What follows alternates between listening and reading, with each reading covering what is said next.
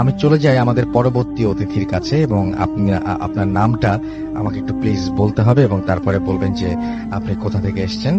একটু কাইন্ডলি বলেন, আপনার নামটা বলেন। এক সেকেন্ড, আরেকবার বলতে হবে। থ্যাংক ইউ রাসেল ভাই। আমার নাম মোহাম্মদ সোহেল রানা। আমি মিরপুর থেকে এসেছি। আমার দেশের বাড়ি দিনাজপুর। শুনি আপনার ঘটনা। তো এট ফার্স্ট আমি বলতে চাই আমি একজন মেডিকেল টেকনোলজিস্ট। আচ্ছা। তো সেই হিসাবে আমি গাজীপুরে একটি প্রাইভেট ডায়াগনস্টিক সেন্টারে, নাম বলবেন না কিন্তু? হ্যাঁ, নাম বলতেছি না। আমি একটি প্রাইভেট ডায়াগনস্টিক সেন্টারে জব করতাম আর কি। তো সেখানে আমি চাকরি করার সূত্রে আমি সেখানেই থাকতাম আর কি ডায়াগনস্টিকের ভিতরেই একটি ছোট্ট রুমে আর কি আমাকে থাকতে দেওয়া হতো। তো আমি রুমের একটু বর্ণনা দেই। আমার রুমটা এমন জায়গায় ছিল যে সদর হসপিটালের মর্গ, যেখানে আর কি পোস্টমর্টম করা হয়। তো সেই মর্গ থেকে আমার শোয়ার রুমের দূরত্ব 14 থেকে 15 হাত। অর্থাৎ আমার জানালা খুললেই মর্গের জানালা দেখা যায় এবং মাঝে মাঝে আমি গন্ধও পেতাম। তো যাই হোক, ঘটনা সেদিকে না। একদিন শুক্রবার আমাদের অন্যান্য স্টাফরা ছুটিতে থাকেন, আর আমি সেখানেই থাকতাম। এজন্য আমি ওখানেই সবসময় থাকি এবং পাশের ফ্ল্যাটে থাকতো আমার মালিক আর কি, ফ্যামিলি নিয়েই থাকতো। তো যাই হোক, শুক্রবার জুমার নামাজের ঠিক আগ মুহূর্তে আমার মালিক আমাকে চাবি দিয়ে বলল যে আমি নামাজে যাচ্ছি, আপনি কিছুক্ষণ পর গেটে তালা মেরে নামাজে চলে আসবেন। আমি বললাম ঠিক আছে। তো আমি নামাজের জন্য রেডি হচ্ছি, এমন সময় আর কি দুজন লোক আসলো এক্স রে করার জন্য। তো বলতেছে আবার ইমার্জেন্সি এক্স রে করা লাগবে। আমি বললাম ভাই একটু বসেন, আমি নামাজ পড়ে আসবো, পরে আর কি এক্স রেটা করবো। তো বলতেছে না, আমার খুব ইমার্জেন্সি দরকার আর কি, ডাক্তার সাহেব দেখবেন আর কি। তো যাই হোক, পেশেন্টের আর্জি তো আমাদেরকে নিতেই হয়। আমি এক্স রেটা নিলাম আর কি।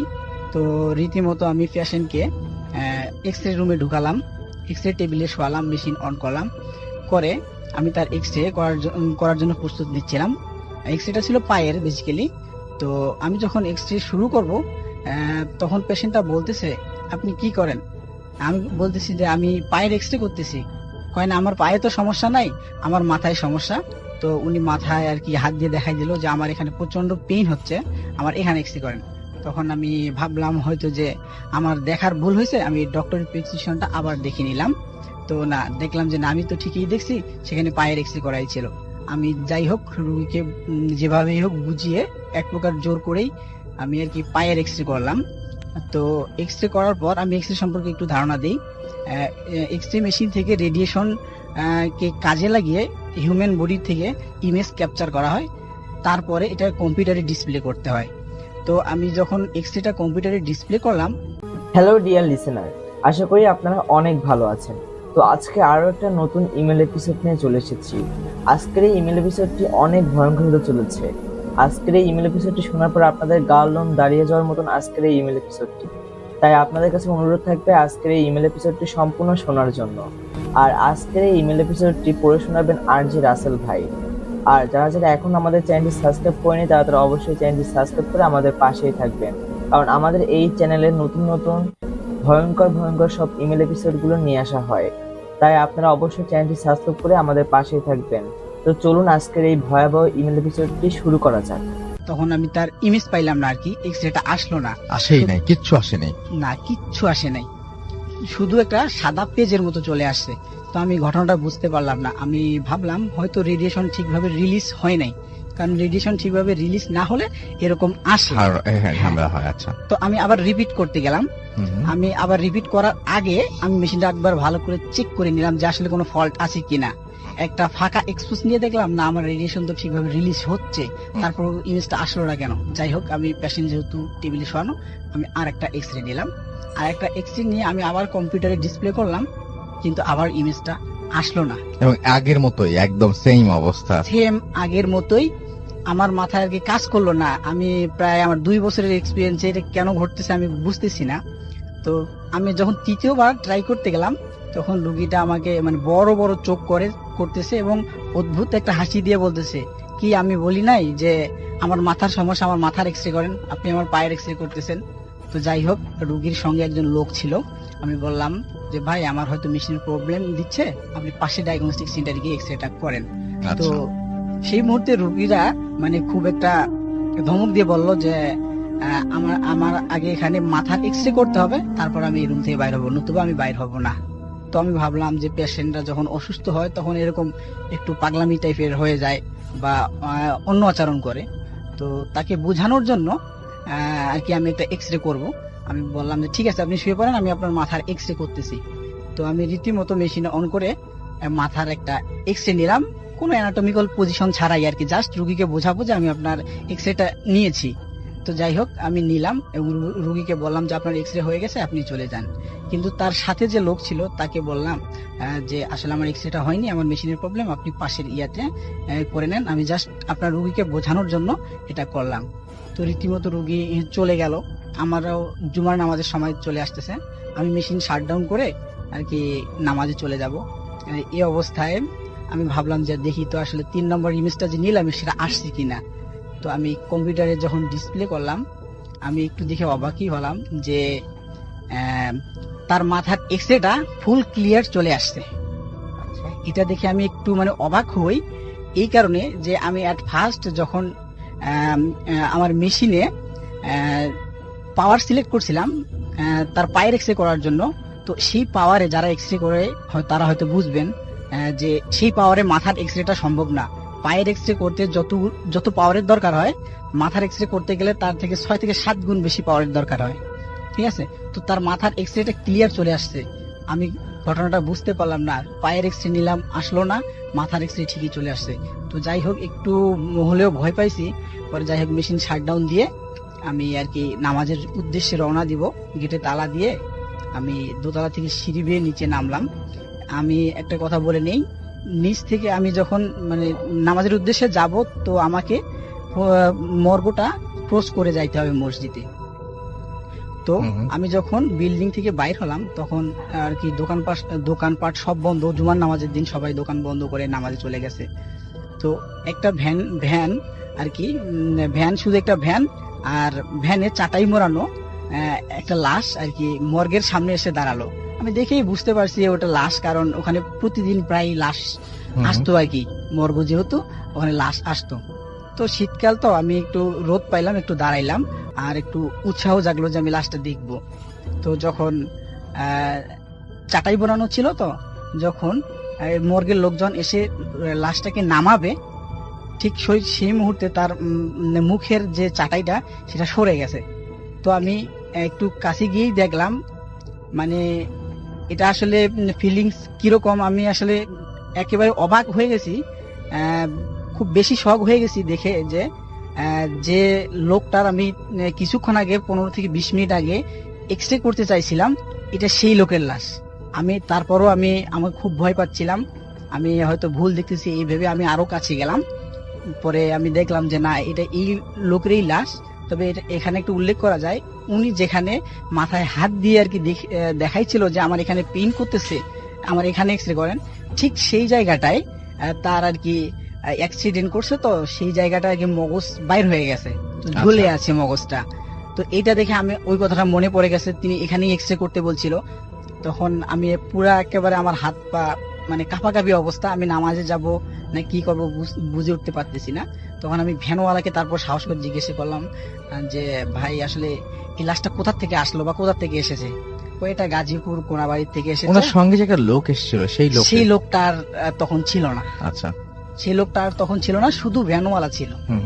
তো ভ্যানওয়ালাকে জিজ্ঞাসা করলাম যে লাশটা কোথা থেকে আসছে, আসলে বললো যে গাজীপুর কোনাবাড়ি থেকে। গাজীপুর কোনাবাড়ি, এই কথা শুনে আমি আরো অবাক। 15 থেকে 20 মিনিট আগে যার সাথে আমার দেখা হয়েছে সেখান থেকে গাজীপুর কোনাবাড়ি যাইতে হলেও 1 ঘন্টার পথ সেখানে। এবং ভ্যানওয়ালা বলল, ভ্যানওয়ালাকে আমি আরেকটা কথা জিজ্ঞাসা করছি যে না এনাকে তো আমার কিছুক্ষণ আগে ওনার সঙ্গে আমার দেখা হয়েছে। তখন ভ্যানওয়ালা আমাকে অ্যান্সার করছিল যে আপনি কি পাগল হয়ে গেছেন, এনাকে আমি কোনাবাড়ি থেকে ভ্যান চালাইয়ে এখানে নিয়ে আসলাম। তো 15 থেকে 20 মিনিটে কিভাবে সে কোনাবাড়ি গিয়ে অ্যাক্সিডেন্ট করে আবার ওখান থেকে চলে আসলো, এই আসলে ব্যাখ্যাটা আজও আমি পাইনি। তো সেখানে আমি আর থাকি নাই, দ্রুত নামাজ পড়তে যাই। আর আমি নামাজ পড়ে এসে মালিককে বলি যে আজকে আমি একটু খারাপ লাগতেছে, আমি আমার ফ্রেন্ড গাজীপুর সমস্ত কারখানায় চাকরি করে, আমি ওখানেই চলে যাব। তো লাস্ট আমি যখন ওখানে চলে যাই, পরের দিন থেকে আমার প্রচন্ড জ্বর আর কি, প্রচন্ড জ্বর। পরে আমি আর ওখানে তারপরের দিন কাজ করতে পারি না। পরে আমি কুর্মিটোলা হসপিটালে 7 দিন ভর্তি থেকে এই জ্বরে এত Okay. ভয় পাইছিলাম। অনেক ধন্যবাদ আপনাকে আপনার ঘটনার জন্য। আমরা চলে যাব আমাদের পরবর্তী অতিথির কাছে। আপনার নামটা প্লিজ একটু বলবেন এবং আপনি কোথা থেকে এসেছেন, তারপর আপনার ঘটনা শুনবো। আসসালামু আলাইকুম, আমি মোহাম্মদ শহীদুল ইসলাম, উত্তরা থেকে আসছি। জি, শুনি আপনার ঘটনা। আমার ঘটনাটা হচ্ছে 2007 সালের, তখন আমি ক্লাস 10-এ পড়ি। জি। আর ঘটনাটা হচ্ছে আমার ছোট বোনকে নিয়ে। ছোট বোন বলতে আমার ইমিডিয়েট বড়, হুম হুম। ছোট আপু বলে ডাকি। তো আমার বাবা মারা যায় 1998 সালে। তো তারপর থেকে আমার আম্মু আর বড় ভাই আমাকে খুব কষ্ট করে আমাদের মানুষ করছে। তো বড় ভাইয়া মেরিনে যোগ দেয় হচ্ছে 2003 সালে। ও আচ্ছা, উনিও মেরিন ইঞ্জিনিয়ার। আচ্ছা, ওকে। ইঞ্জিনিয়ার। তো 2003 সালে উনি জয়েন করে। হুম হুম। তারপরে 2007 সালে হঠাৎ করেই উনি তখন থার্ড অফিসার কিংবা সেকেন্ড অফিসার ছিল। তো হঠাৎ করেই চিটাগং পোর্টে ওনাদের শিপ আসে। তো সারপ্রাইজ দিবে বলে হঠাৎ করে বাসায় চলে আসে একদিন। হুম। তো ভাইয়া এমনিতেই বাবার মতো কাজ করছে, এতদিন আমাদের লালন পালন করছে। তো সেটা তো একটা ব্যাপার। আর বড় ভাইয়া আসছে অনেকদিন পরে, সেটা দেখে একদম মহা খুশি সবাই। তো পরের দিন এই খুশিতে আমি আর স্কুলেই যাইনি। তো আমার আপুর হচ্ছে ওই গ্রামে হয় কি, এসএসসি পরীক্ষা দেওয়ার, টেস্ট পরীক্ষা দেওয়ার পরে আপনার একটা কোচিং করায়। হুম হুম। তো ওর কোচিংটা করাই লাগবে, ও স্কুলে গেছে। তো ওর কোচিং চলে হচ্ছে আপনার দুপুর 2টা পর্যন্ত। জি। তো দুপুর 2টার সময় আমরা খেতে বসছিলাম। সেদিন আমরা 3 ভাই বসছি। আর আমাদের বাড়িটার একটু ডিসক্রিপশন দিয়ে নিই। আমাদের ঘরটা হচ্ছে আপনার একদম ছোট একটা ঘর ছিল। তো আমরা খেতে বসতাম হচ্ছে ফ্লোরেই। আর গ্রামে হয় কি, আপনার 2টা দরজা থাকে, সামনে একটা দরজা থাকে, পিছনে একটা দরজা থাকে। জি। আর গ্রামে অধিকাংশ বাড়িতেই ধরেন টিউবওয়েলটা একটু দূরে থাকে, পুকুরের ঘাটটা একটু দূরে থাকে। তো আবার 2টা বেজে গেছে অলরেডি। তখন আম্মু বললো যে তোরা খেয়ে ফেল, খেতে বস তোরা। তো আমরা ফ্লোরে বসলাম খেতে। তো বড় ভাই হঠাৎ করে বললো যে আমি অনেকদিন পরে গ্রামে আসছি, ছোট ফুটাও আসুক, ও স্কুলে তো 2টা বেজে গেছে, স্কুল থেকে ও চলে আসুক, এখন তো আসার সময় হয়ে গেছে, জি। ও আসুক, একসাথে খাবো। তো আমরা বসে বসে গল্প করতেছি, হঠাৎ করে দেখলাম আমার বোন আসছে। তো আমরা বসছি পিছনের রুমে। তো সামনের রুমে ওই টেবিলটা ফুল দেখা যায়। দেখলাম যে হঠাৎ করে আমার বোন এসে হাসলো, হেসে দিয়ে ব্যাগটা রাখলো ওই টেবিলের উপরে। এসে তারপরে আমাদের খেতে বসতে দেখে, ওর জন্য ওয়েট করতেছি, এটা দেখে ও দ্রুত পিছনে চলে গেল ফ্রেশ হওয়ার জন্য, যে তাড়াতাড়ি ভাইয়ারা বসে আছে, একটু তাড়াতাড়ি আসি। তো চলে গেল, আমরা বসে আছি অনেকক্ষণ। দেখলাম যে 10-15 মিনিট হয়ে গেল, ও আসতেছে না। তা আম্মু বললো যে কিরে, তোরা খাওয়া শুরু কর। আমরা বললাম যে কেন, বৃষ্টি তো আসছে, ওর নাম বৃষ্টি আর কি, বৃষ্টি আপু তো আসছে, তো ও আসুক, তারপরে খেয়ে ও তো ফ্রেশ হইতে গেছে। আমি বললো কই, ও তো আসে নাই, ও তো এখনো আসে নাই, আমি তো দেখিনি ওরে। ভাবলাম বোধহয় আমরা 3 ভাই হেসে দিছি যে আম্মু বোধহয় ভুলে দেখে নাই ওরে, কোনোভাবে হয়তো ভাতটা নিয়ে একটু বিজি ছিল, দেখে নাই। তো আমার বড় ভাই বললো যে দেখতো, ও এতক্ষণ লেট করতেছে কেন, টিউবওয়েলে এতক্ষণ লাগার কথা না, একটু দেখে আয়। তো টিউবওয়েলে যাই, দেখি ও নাই। পুকুর ঘাটে গেলাম, যে বোধহয় পুকুর ঘাটে গেছে। পুকুর ঘাটে গিয়েও দেখেও নাই। একটু অবাক হইলাম যে কি ব্যাপার, ও তো এদিকে আসলো, আবার অন্য কোনো বাসায় গেল নাকি। তো আমি ফিরে আসলাম, যে ও তো ব্যাগটা রাখছে, ব্যাগটা দেখি যে ব্যাগটাও নাই। তা আমি বললো যা, তোরা দুষ্টুমি করতেছো, তো এখন পর্যন্ত আসে নাই। তো বড় ভাই বললো না, এটা তো দুষ্টুমি করার বিষয় না, 3 ভাই একসাথে এই জিনিসটা দেখলাম, ব্যাগও নাই, এখন হঠাৎ করে কি হইলো, যা তো একটু স্কুলে দেখে আয় ওরে। তো আমি সাইকেল চালায়া ওই দিন এর সাথে সাথে আমার 5 মিনিট লাগছে স্কুলে যাইতে। যাই দেখি ও মাত্র, ওদের আজকে স্কুলে একটু লেট করে ছুটি দিছে ক্লাসটা, ও মাত্র দোতলা থেকে নামতেছে। তা আমি ওর আর কিছু জিজ্ঞাসা করি নিয়ে ওরে নিয়ে আসলাম। আসার পরে বাসায় একটু এটা নিয়ে হইলো। তো সেদিন সন্ধ্যাবেলায় খুব বৃষ্টি শুরু হয়েছে। আমরা আমাদের নিয়মিত অভ্যাস হচ্ছে ওই সন্ধ্যার সময় একটু চা খাই আর কি, সবাই মিলে একটু। তো অন্ধকারের মধ্যে বসে বসে গ্রামে হারিকেনের আলোতে বসে বসে চা খাচ্ছি, খুব বৃষ্টি বাইরে। হঠাৎ করে সেই পিছনের রুমেই হঠাৎ করে দেখলাম যে একটা সাউন্ড হয়ে দরজাটা খুলে কে যেন ভিতরে ঢুকলো, এরকম একটা ব্যাপার, কেউ একজন ভিতরে ঢুকছে। তো আমরা আবসা আলোতে, সামনের রুমে কোনো আলো ছিল না, মনে হচ্ছে কেউ ঢুকছে, একটা ছায়া। তো ভাইয়া বললো যে দেখ কে আসছে। সবাই মিলে একটু খুঁজতে গেলাম কে আসলো এই সন্ধ্যার সময়, চোর টোর না আসলো নাকি। দেখলাম না, কেউ নাই, ওই রুমে কেউ নাই, খাটের নিচে দেখলাম, খাটের নিচে আছে কি কোনো পুরো ঘর তন্ন তন্ন করে দেখলাম কেউই নেই। তো আম্মু একটু অবাক হয়ে আমাদের দিক তাকায় আছে, তখন সে কিছুই বলে নাই। আম্মু বলতেছে তোর কি খুঁজতেছিস? তো আম্মুকে ভাই একটু হেসে দিয়ে বললো কি ব্যাপার, আপনি এখনো দেখেন নাই কেউ একজন ঢুকছে বাসায়? আম্মু বলে না আমি তো দেখি নাই। দেখার তো কথা, আমারও তো দেখার কথা, কিন্তু আমরা 4 ভাই বোনই দেখছি। দুপুরবেলা 3 ভাই বোন, বিকালবেলা 4 ভাই বোনে দেখছি, কোনো হলো না। তো তার পরের দিন ভাইয়া হুজুর ডেকে এনে একটা মিলাদ আর কোরআন শরীফ পড়ায় দিছে। এরপর থেকে আর তেমন হয়নি। আর বাড়িটা হচ্ছে কি, আমরা ভিতরের বাড়ি থেকে আমাদের বাড়িটা প্রায়, গ্রামের বাড়িটা প্রায় 1 কিলোমিটার বড়। এত বড় একটা বাড়িতে আমরা ভিতর থেকে আমরা সামনে আসি, সামনেটা প্রচুর গাছপালা ছিল, প্রায় অন্ধকার হয়ে থাকতো ওইটা দিনের বেলাতেই। ওই গাছগুলা কেটে আমাদের ঘরটা বানানো হয়েছে। ওকে, এই মুহূর্তে জয়েন করেছেন, আপনার নামটা প্লিজ একটু বলবেন এবং আপনি জানাবেন যে আপনি কোথা থেকে এসেছেন। আসসালামু আলাইকুম লিসেনার্স, আমি এবিএম এহসানুল হক ঈশান, আমি এসেছি যশোর থেকে। আচ্ছা, শুনি আপনার ঘটনা। ঘটনাটা ঘটে আমার ফুপির বাসায়। আমার ফুপি চিকিৎসার জন্য ইন্ডিয়া গিয়েছিলেন। তো সেই সময় আমি আর আমার ফুপাতো ভাই শাওন ভাই ফুপিদের বাসায় স্টে করছিলাম। তো প্রথম যেদিন আমরা থাকি, আমি থাকার জন্য যাই, সেখানে আমি ঘুমাইতে যাই যখন, তখন একটা স্বপ্ন দেখি। অলমোস্ট রাত 3টার দিকে আমি ঘুম থেকে হঠাৎ জেগে যাই স্বপ্নটা দেখে। স্বপ্নটা বেশ ভয়ঙ্কর ছিল। আমি ঘুম থেকে জেগে উঠেই ভাইয়াকে বলি যে আমি এমন একটা স্বপ্ন দেখছি। আমি ওখানে দেখি আমি একটা আন্ডার কনস্ট্রাকশন বিল্ডিং এর একটা ফ্লোরে আছি। ওইখান থেকে হঠাৎ করে আমি নিচে একটা ইলেকট্রিক পোলের উপরে পড়ে যাই এবং কারেন্টের শক করে আমার ফুল বডিটা ঝলসে যায়। তো এইটা বলার পরে আমার শাওন ভাই বললেন যে তুই সিরিয়াসলি এই স্বপ্নটা দেখছিস? তো আমি বললাম হ্যাঁ ভাই। তো তখন শাওন ভাই বলেন যে উনি এর আগে এই স্বপ্নটা বেশ কয়েকবার দেখেছেন। তো এটা আমরা ইনসিডেন্ট হিসেবে নিই, প্রথম দিন কিছু ভাবি না। তো সেকেন্ড দিন আমরা একই স্বপ্ন দেখি।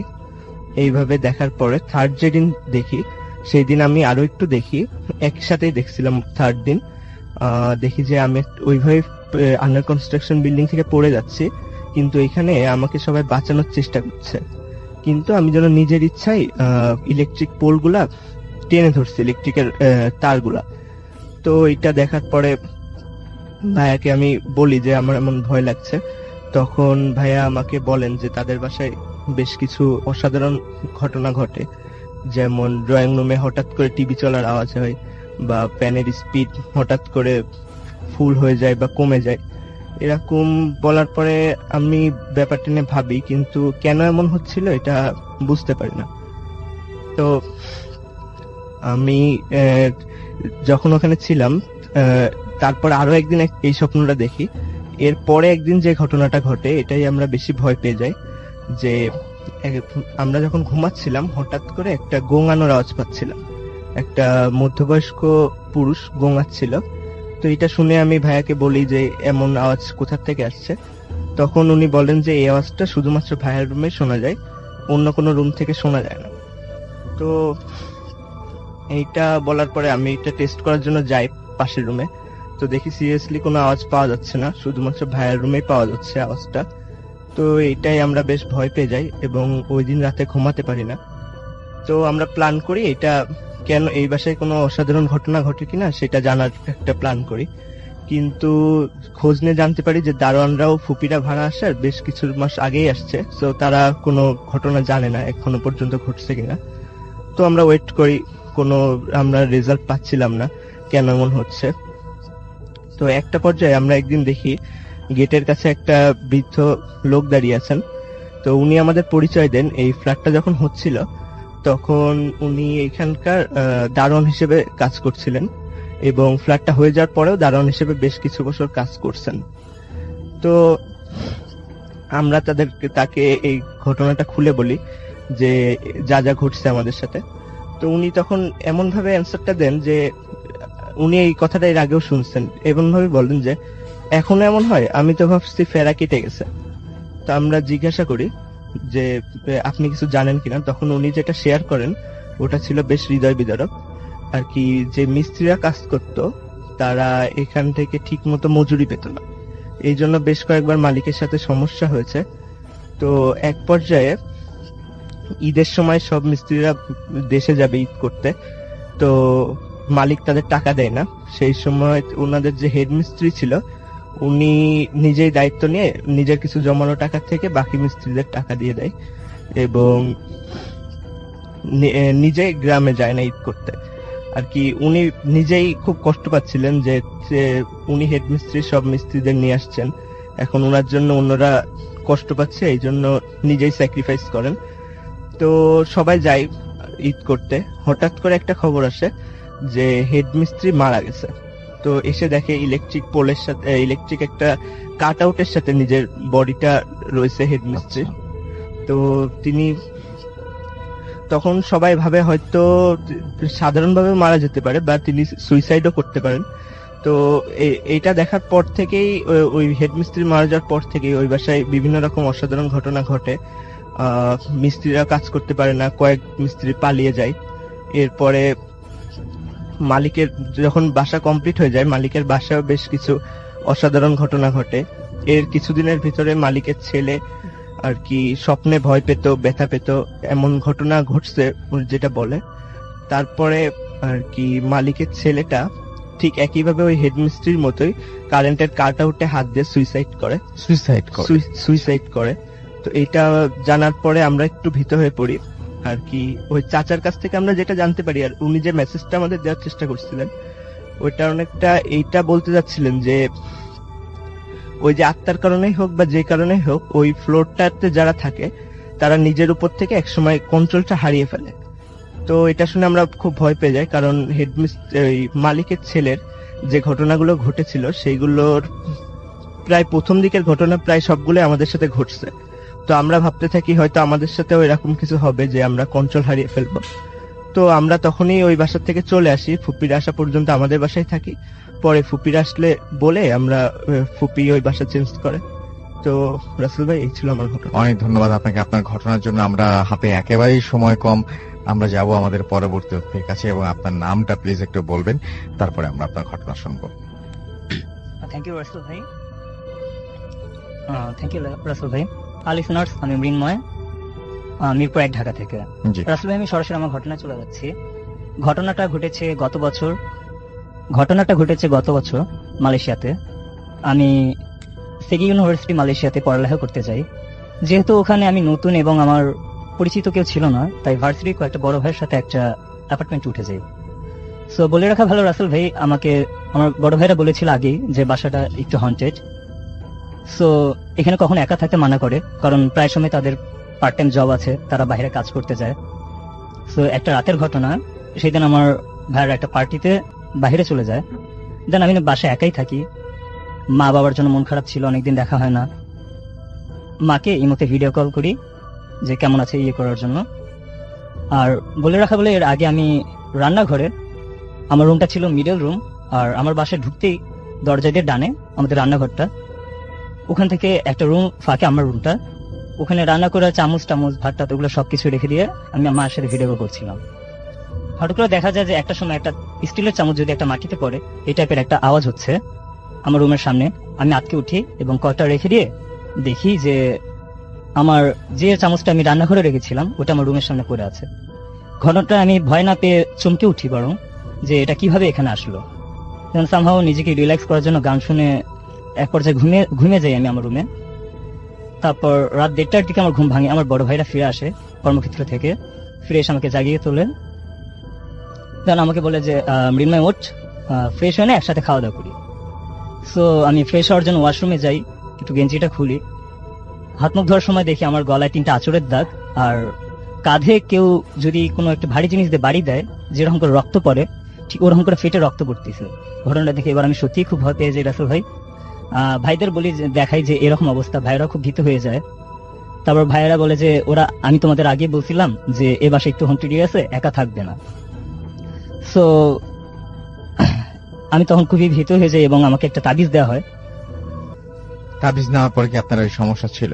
না, তাবিজ নেওয়ার পরে রাসেল ভাই আমার এই সমস্যাটা ছিল না কিছুদিন, বাট সামহাও আমি তাবিজটা হারাই ফেলি এবং ওই বাসা থেকে শিফট হয়ে নতুন বাসায় যাই। নতুন বাসাতে কয়েক মাস ভালোই ছিল, কিন্তু মাঝখানে একটা ঝামেলা হয়ে যায়। কিরকম ঝামেলা? প্রায় মনে হতো যে আমরা একটা ফ্ল্যাটে 4 জন ফ্রেন্ড থাকতাম। আমাদের রুমের মাঝখানে কোনো একটা কেউ একজন হেঁটে যাচ্ছে, আর কেউ একজন গভীর রাতে শীষ দিচ্ছে, শীষ দিয়ে গান গাচ্ছে, অথবা এক রুম থেকে আরেক রুমে দরজা, বোঝা যাচ্ছে আমি একা আমার রুমে আছি, বাট আমার রুম থেকে কেউ একজন দরজা খুলে অন্য রুমে চলে যাচ্ছে। মাঝে মাঝে ওয়াশরুমে কেউ একজন শাওয়ার নিচ্ছে, পানির শব্দ পাওয়া যেত। একদিনকার ঘটনা আছে যেটা আমি খুবই ভয় পাই। সেটা আমি বিছানায় বসে ল্যাপটপে ফেসবুকিং করছিলাম। এমন সময় আমি একটা মেয়ের সাথে জানি না কেমন করে গল্প বলতে থাকি। হঠাৎ করে একটা টাইমে আমার মনে পড়ে যে আমি কার সাথে গল্প বলতেছি, কারণ আমরা সবাই ব্যাচেলর ছিলাম আর সব ছেলেরা ছিলাম, এখানে কোনো মেয়ে ছিল না। ঘটনাটা করে আমি খুবই ভীত হয়ে যাই এবং খুবই আমার জ্বর আসে। ঘটনা।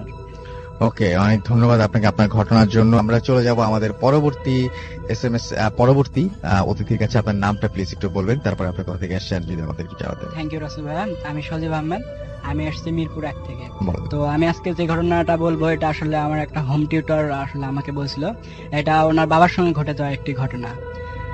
তো ঘটনাটা যে সময় ঘটছিল ওই সময় আসলে ওনাদের গ্রামে কোনো টিউবওয়েল ছিল না, তো ওনারা সবাই পুকুরে গোসল করতেন। তো রোজ আমার ওই টিচারের বাবা পুকুরে গোসল করতে যাইতেন। তো রীতিমতো সেদিনও তিনি গোসলে গেছিলেন। তো তিনি ছিলেন একজন ভালো সাঁতারু। তো তিনি অনেক সাঁতার দেখাচ্ছিলেন সবাইকে। তো সবাই অনেক মজা পাচ্ছিল, যেমন পুকুরে ডুব দিয়ে এরকম আর কি ইত্যাদি। তো এক সময় উনি পুকুরে ডুব দিয়ে অনেকক্ষণ উপরে ভেসে উঠতেছিলেন না। তো লোকজন সবাই ভাবতেছে যে উনি মজা করতেছেন। তারপর এর কিছুক্ষণ পর যখন ওঠেন না, তখন আসলে লোকজন সবাই খোঁজাখুঁজি করে। তো অনেক খোঁজাখুঁজির পর যখন তাকে পাওয়া যায় না, তো রাসেল ভাইয়ের 1-1.5 ঘন্টা পর উনি কোথা থেকে যেন দৌড় দিয়ে বাইরে উঠানে এসে সেন্সলেস হয়ে পড়ে যান। এরপর হুজুর আনা হয়, তারপর অনেক দৌড়াদৌড়ি করে ফু দিলে ওনার সেন্স ফিরে আসে। তখন ওনাকে জিজ্ঞাসা করা হয় যে ওনার সঙ্গে কি কি হয়েছিল। তো উনি তখন যেটা বলেন সে তা হচ্ছে যে উনি যখন ডুব দিয়ে নিচে যাচ্ছিলেন তখন একটা সুন্দরী পরী এসে তাকে পানির নিচে নিয়ে যেতে যেতে এমন একটা জায়গাতে নিয়ে যায় সেখানে শুধু স্বর্ণের সবকিছু, এবং ওখানে ওনাকে অনেক কিছু খাওয়া হয় আর কি। তো তারপর আর কি ওই পরী তাকে বলে যে সেখানে তাদের কাছে থেকে যেতে। তো তখন তার সেন্স ফিরে আসে যে তিনি আসলে পানির নিচে আসেন। তো তিনি অনেক কথাই বলেন তাকে, এবং লাস্ট পর্যন্ত বলেন যে আসলে আমি তো ভালো কাপড় চোপড় পরে নাই, তো আমি ভালো কাপড় চোপড় পরে আবার আসলে আসবো। তো এরকম বলে আরো অনেক কিছু বলে তারপর ওনাকে উপরে দিয়ে যায়। এর কিছুদিন পরে তিনি মানে অসুস্থ ছিলেন ওই সময়টাতে, তার কিছুদিন পরে তিনি সুস্থ হয়ে যান। তো এই ছিল আমার ঘটনা। ওকে, আপনাকে অনেক অনেক ধন্যবাদ। আমরা আজকে হাতে আসলে আর সময় নাই। আপনি 2 মিনিটের জন্য আপনি একটু বলতে পারেন ছোট্ট করে একটা ঘটনা। আপনি যেহেতু এসছেন, আমি জাস্ট শুনিনি আপনার কাছ থেকে। আপনার টিউটর এই ঘটনা বলেছেন, রাইট? খুবই অদ্ভুত ঘটনা। কি তার সাথেই ঘটেছে? তার বাবার সাথে ঘটেছে? বুঝি না আপনার কথা।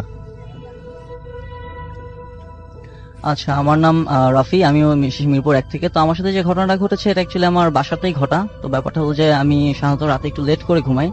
তো ওই দিন আমি 3:30-4টার দিকে মেবি ঘুমিয়েছিলাম। তো ঘুম থেকে যখন উঠি তখন আমার মনে হচ্ছে যে আমাকে বুবাই ধরেছে, এরকম আমার কাছে লাগতেছিল। তো ব্যাপারটা হলো যে আমি হাত পা নাড়াতে পারছিলাম না, তো অনেক কষ্ট করে আমি ছড়াতে পারছিলাম না। তো একটা টাইমে আমার মনে হয় যে আমি ধাপ করে বিছানা থেকে উঠে বসতে পারছি। তো বাট আমার শরীরটা খুব হালকা লাগছিল, দেন আমি বিছানা থেকে নামলাম, বাট আমার শরীরটা খুবই খারাপ লাগছিল, আমি পরিবারে হাঁটতে পারছিলাম না। তো যাই হোক, তো আমি বিছানা থেকে নেমে আমি চাচ্ছিলাম মার কাছে যাব। তো আমার পাশের রুমটাই ছিল আমার মার রুম। তো আমি মার রুমে ওই টাইমে নর্মালি মা নামাজ পড়ে দোয়া দুরুদ পড়ে। তো আমি রুমে গেলাম, রুমে যে অ্যাকচুয়ালি মাকে দেখতে পেলাম না। তো পরে আমি অ্যাকচুয়ালি মাকে খোঁজার জন্য রান্নাঘরে গেলাম। তো রান্নাঘরে যে দেখি মা রুটি বানাচ্ছে, তো সেটা দেখলাম। তো দেখার পরে আমি মাকে 2বার মা বলে ডাক দিলাম, কিন্তু মা শুনতে পেলো না। তো ডাক দেওয়ার পরে আমি কি হলো জানি না, হঠাৎ করে মনে হলো আমি পড়ে গেলাম, এবং তারপর আমার মনে হলো আমি আবার বিছানা থেকে উঠে বসেছি। তো তখন আমি অ্যাকচুয়ালি বুঝলাম যে না, হয়তো আমি স্বপ্ন দেখছি। বাট ব্যাপারটা হলো যে পরে আমি ঠিক সেভাবে নিচে নামলাম, আমার পর দেখি এক্স্যাক্টলি মা রুমে মা নাই, এবং আমি যখন রান্নাঘরে গেলাম দেখলাম এক্স্যাক্টলি ওই পজিশনেই মা রুটিটা বানাচ্ছে। তো আমি মাকে জিজ্ঞেস করলাম আমি কি এর আগে আসছিলাম, মা বলছে না আসো নাই। তো অ্যাকচুয়ালি আমি বুঝতে পারলাম না যে অ্যাকচুয়ালি এটা আমার সাথে কি হলো, আমি কি আসলে স্বপ্ন দেখেছি নাকি আমি উঠে গেছিলাম, নাকি মানে কোনো একটা মানে ব্যাপারটা আমি এখনো মানে এটার কোনো ব্যাখ্যা খুঁজে পাই নাই। তো এই ছিল আমার ঘটনা। আমরা চলে যাব আমাদের পরবর্তী অতিথির কাছে, এবং আপনার নামটা আমরা একটু শুনবো, এবং আমি জানতে চাইবো যে আপনি কোথা থেকে এসেছেন, তারপরে চলে যাবো আপনার ঘটনায়। রীতি। আরেকবার বলতে হবে প্লিজ। আমি রীতি, আমি দক্ষিণখান থেকে আসছি। বলেন। যে আমার ঘটনাটা মূলত আমার এক মামার কাছ থেকে শোনা, মামার ফ্রেন্ডের ঘটনা। ওই ফ্রেন্ডের নাম হচ্ছে পুষ্পা রায়।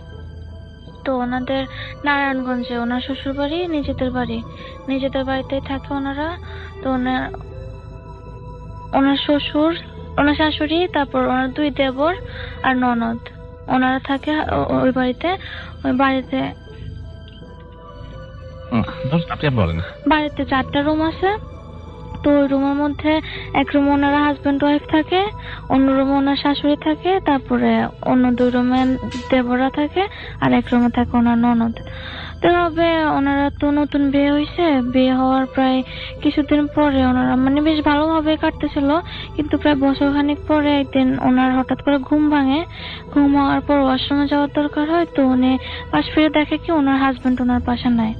তো উনি ভাবে হয়তো কোথাও গেছে। তো অন্যদিকে তাকে দেখে ওনার হাজবেন্ড মানে টেবিলের পাশেই, বিছানার পাশে টেবিল ছিল, টেবিলে বসে টেবিল ল্যাম্পের আলোতে কিছু জানি লিখতেছে। তো উনি আর হাজবেন্ডকে ডিস্টার্ব না করে ওয়াশরুমে চলে যায়। তো ওয়াশরুম থেকে বের হয়ে যখন ব্যাক করবে রুমের দিকে, তো উনি ব্যাক করে দেখতে পায় যে ওনার হাজবেন্ড ড্রয়িং রুমে বসে টিভি দেখতেছে। তো উনি তো অবাক হয়ে যায়, ভাবে কি হাজবেন্ডকে এখনই দেখে আসলাম যে লিখতেছে, এখনই আবার টিভি দেখতেছে। তো উনি হাজবেন্ডের কাছে গিয়ে বলো, তোমার কি লেখা শেষ? তুমি নাকি কিছুক্ষণ আগে লিখতেছিলা? তো হাজবেন্ড বললো, কই আমি তো লিখতেছিলাম না, আমি তো খাওয়ার পর থেকে এখানে বসে টিভি দেখতেছিলাম, আমি এখনো পর্যন্ত শুতেই যাই নাই। তো ঘটনাটা শোনার পর উনি পুরোপুরি মানে শকড হয়ে যায়। তো ওনার হাজবেন্ড সহ আবার রুমে ব্যাক করে পুরো রুম সার্চ করে, বাট মানে ওখানে ওনারা 2 জন ছাড়া আর কেউ ছিল না। তো বাবা যাওয়ার পরে মানে কিছুদিন কাটার পরে প্রায় মাসখানেক পরে আবার একটা ঘটনা ঘটে। তো উনি আবার হঠাৎ করে রাত্রে ওয়াশরুমে যাওয়ার প্রয়োজন হয়।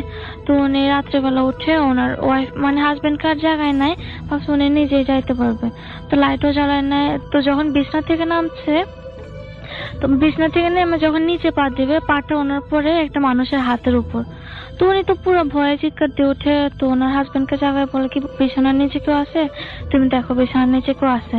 তো ওনার হাজবেন্ড উঠে ওনারা লাইটটা জ্বালায়, পুরো ঘর সার্চ করে, কাউকে পায় না। পুরো দরজা সব লক ছিল, বিছানার নিচে তো দূরের কথা কোনো একটা বিড়াল টিড়াল বা কোনো পশু পাখিও নাই ওনাদের ঘরে। তো ওনারা এই ব্যাপারটা উনি অবাক হয়ে যায়। তো এই ব্যাপারটার পরে ওনার ওয়াইফ মানে মোটামুটি সব দিক থেকে মানে ভয় পাইতে থাকে, চলাফেরা করতে বাসায়। তো এরপরে প্রায় 2-3 মাস পরে আরেকটা ঘটনা ঘটে, যে ঘটনার পর মানে ওনার ওয়াইফ মানে পুরোপুরি একবারে ভেঙে পড়ে, মেন্টালি ডিপ্রেসড হয়ে যায়। ঘটনাটা হচ্ছে ওনার ওয়াইফের একদিন রাতে তাও ঘুম ভাঙার পর ওনার জানালায় চোখ পড়ার পর উনি দেখে ওনার শাশুড়ি ফুল তুলতেছে বাসার সামনে থেকে। তো উনি ভাবে হয়তো পূজার সময় হয়ে গেছে, আজকে ওনার উঠতে লেট হয়ে গেল। তো উনি তাড়াতাড়ি উঠে গোসল টোসল করে পূজার জন্য রেডি হয়ে ঠাকুর ঘরে গিয়ে বসে থাকে। তো ঠাকুর ঘরে বসে থাকার পরে প্রায় ঘন্টাখানিক হয়ে যায়, এখনো ওনার শাশুড়ি আসতেছে না দেখে। তো উনি কিছুটা অবাক হয়ে যায়, এখনই দেখলাম যে মা ফুল তুলতেছে, এখনো আসতেছে না। তো উনি গিয়ে ওনার শাশুড়ির রুমে যায়, গিয়ে ওনাকে ডাকে যে মা আপনি না ফুল তুললেন, এখন আবার শুয়ে পড়লেন যে, আপনার কি শরীর খারাপ? তো ওনার শাশুড়ি বলে কি আমি ফুল তুললাম মানে কি বলতেছো তুমি? তো উনি বলে কি আমি তো আপনাকে একটু আগে দেখলাম যে ফুল তুলতেছেন।